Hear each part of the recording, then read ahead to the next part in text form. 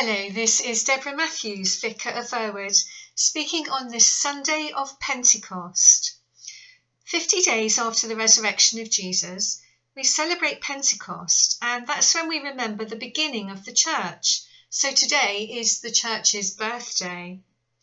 Today is the day when the disciples became aware of the power of God the Holy Spirit, setting their hearts on fire with love and for a passion for spreading the gospel. People describe their experience of the Holy Spirit as like a fire blazing in them, empowering and energizing them, or sometimes like a powerful wind rushing through them, cleansing and restoring them. Or sometimes she is more like a quiet and soft breeze, tender and loving, gently leaving a deep impression within.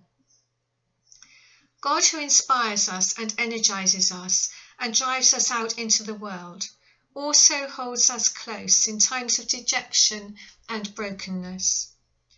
The Holy Spirit at work in us demonstrates that God is with us. Jesus promised that the disciples would not be left on their own. He said they would receive an advocate, a companion, who would support and sustain them.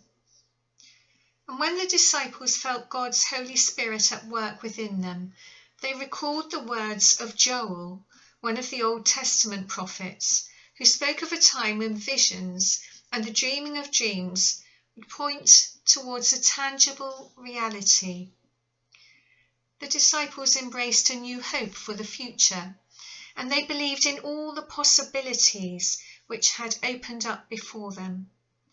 Then these apostles were able to act with great passion and enthusiasm for spreading the word. Their living faith amazed and astonished all those who heard them speak. The power within them transcended differences of language and culture. Those who had ears to hear listened and believed because of the apostles' testimonies. Today is a good day for us to think about our own discipleship and whether our heart is kindled with the fire of the Holy Spirit.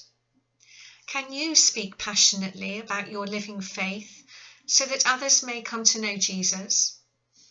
Does your belief in him pour out of you in hope and joy? While we should not expect all of our experiences of the Holy Spirit to lead us to a comfortable life, but when we are set free from our boundaries to respond to God, we will find that the challenges we face can bring us to life in all of its fullness. On this feast of Pentecost, we rejoice that God the Holy Spirit is not limited by our lack of courage or our failure to respond. The Holy Spirit is God with us, God working in us, God working for us and bringing us to the place where we can believe. Well, we might feel this year, on this birthday of the church, that no one can come to the party. But that is not the truth, because although our buildings are closed, we have reached out beyond the boundaries of walls and space and time to invite other people who may not otherwise have come into the churches to join in the party.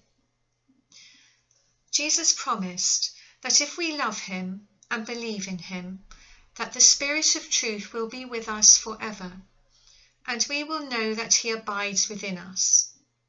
In him we will discover the power of God, which can take us beyond the capacity of our bravest dreams and our infinite imaginations. Be vigilant, take care and stay well. And empowered by the Holy Spirit, may you walk into God's future, trusting him to be your guide.